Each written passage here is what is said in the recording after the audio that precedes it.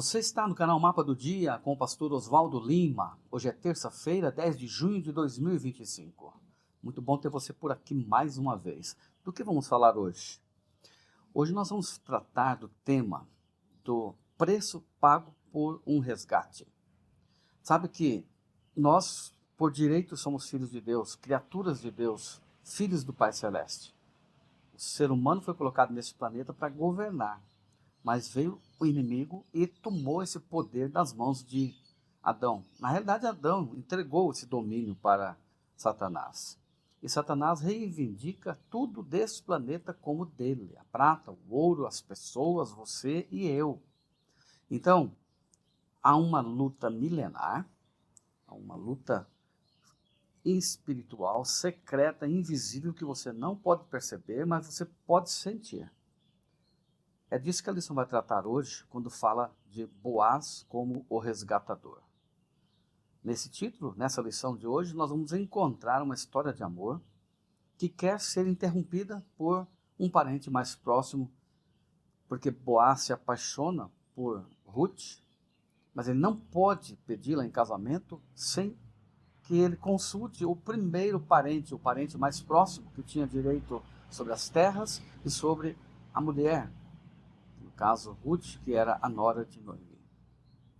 Para que isso não fosse desrespeito à legislação da época, Boaz se submete a ir até a praça da cidade e a reivindicar ou a primeiro pedir para o parente mais próximo se ele tinha interesse de casar-se com Ruth. Como ele não se importa com a questão, não faz questão, então eles fazem um trato ali, uma aliança na porta, através da troca de sapatos. E aí Boaz está livre, desimpedido, para poder seguir em frente. E ele se casa com Ruth e ele se torna o resgatador daquela família, família de Noemi.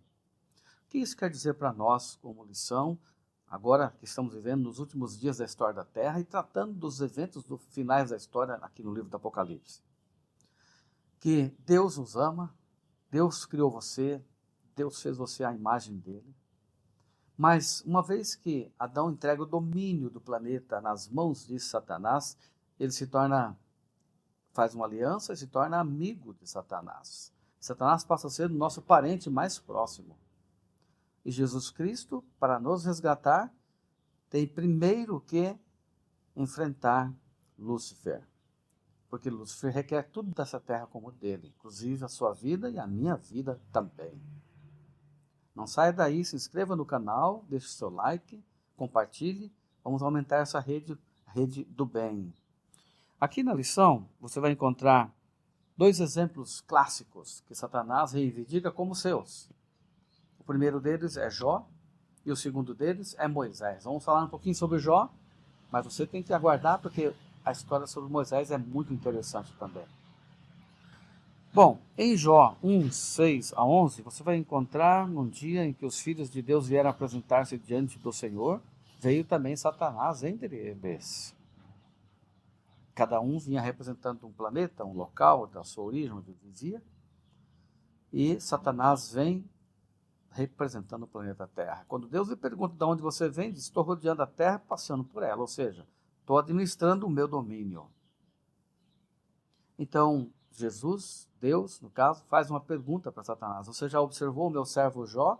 E ele diz: claro, então, não tem homem mais temente a Deus, a mim, do que ele.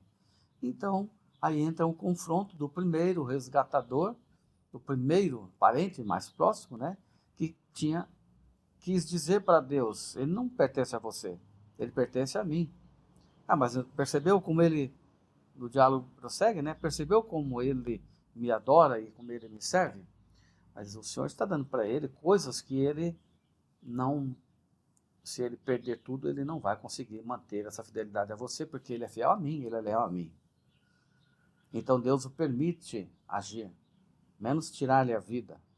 Então Lúcifer, Satanás, agora, tira tudo de Jó, menos a vida.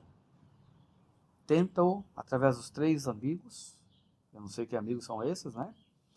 Que vem numa hora de sofrimento e não sabe o que falar e fala coisas que não convém. Mas, no final, Jó não abandona Deus. E Deus reverte o estado de Jó do segundo estágio dele da vida, fica melhor do que o primeiro. Tudo que ele perdeu, ele recebe em dobro.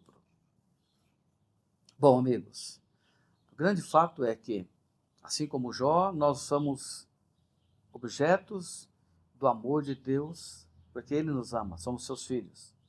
E também somos objetos do inimigo que não nos ama, que nos odeia e nos quer destruir, e nos quer manter presos a Ele e à morte. Assim, nós encontramos então um Deus capaz de nos resgatar, nos libertar desse poder satânico. O segundo exemplo aqui na lição, a gente vem encontrar a história de Moisés, né? Moisés morreu, foi sepultado, Deuteronômio 34, verso 6 fala sobre isso, mas ele foi ressuscitado. Embora nós não tenhamos detalhes sobre a sua ressurreição, a Bíblia deixa clara que um dia Miguel discutiu com o diabo a respeito do corpo de Moisés. Isso está registrado em Judas capítulo 1, versículo 9. Contudo, nem mesmo o arcanjo Miguel, quando entrou em conflito com o diabo e discutia a respeito do corpo de Moisés, ousou pronunciar sentença difamatória contra ele. Pelo contrário, disse: o Senhor repreenda você. De maneira diplomática, de maneira como se faz um grande estadista, uma pessoa do bem, Deus se aproxima de Lúcifer, de Satanás, e reivindica a Jesus, como Lúcifer reivindica a Moisés, quando Lúcifer reivindica Moisés como dele. Então, aqui nós encontramos uma declaração da escritora Ellen White no livro Patriarcas e Profetas, página 417. Achei muito lindo essa parte, que diz assim: pela primeira vez, Cristo estava para dar vida aos mortos. Até Moisés ninguém havia ressuscitado. Quando o príncipe da vida e os seres brilhantes se aproximaram da sepultura, Satanás ficou apreensivo com respeito à sua supremacia. Levantou-se para contestar a invasão do território que alegava ser sua posse. Vangloriava-se de que o servo de Deus tivesse se tornado seu prisioneiro. Declarou que nem mesmo Moisés foi capaz de guardar a lei de Deus, que tinha tomado para si a glória devida a Jeová, o mesmo pecado que terminara expulsando a ele do céu. E com essa transgressão tinha caído sob o domínio de Satanás. Ou seja, Satanás diz: ele é tão fraco quanto eu. Eu fracassei, não cumpri a sua lei, e Moisés, que era o teu servo fiel, também não conseguiu cumprir, então ele é meu. Ele me pertence.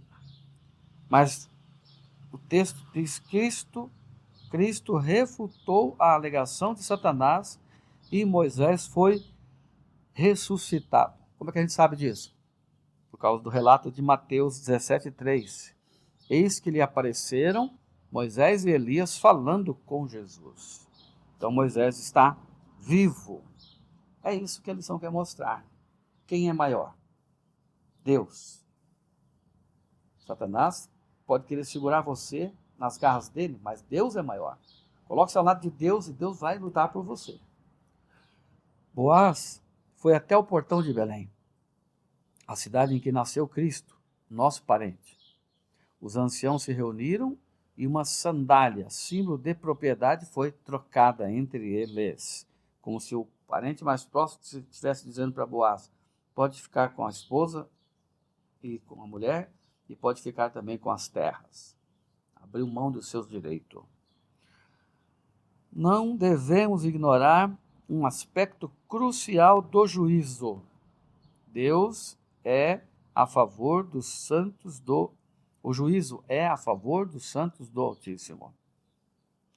Aqui em Daniel 7, 13, 14, 22, 26 e 27 fala sobre esse juízo. Mas somente porque Cristo pagou o preço por nós, assim como Boaz fez por sua noiva. Que bom saber que nós temos um advogado lá no céu. Desde que Jesus sobe ao céu, ele começa a advogar a nossa causa, e está advogando até hoje, e já está com as vestes de juiz, e começou um processo de julgamento, reivindicando os seus desde 1844 para cá, de acordo com a profecia dos 2.300 anos. É bom saber que você está na época do juízo. É bom colocar a sua vida em ordem, para que quando Satanás quiser reivindicar você, os registros do livro do céu, as atitudes que você tem tomado ao lado de Jesus, possam garantir que Jesus vai ser o seu Salvador. Ele morreu para salvar a todos, mas nem todos vão escolhê-lo. Faça a sua escolha hoje. Seja feliz, porque Jesus veio para resgatar você. Vamos orar. Toma-nos em tuas mãos, Deus, nos ajuda a ser fiéis a ti cada dia, em nome de Jesus. Amém. Eu sigo o mapa do dia. E você?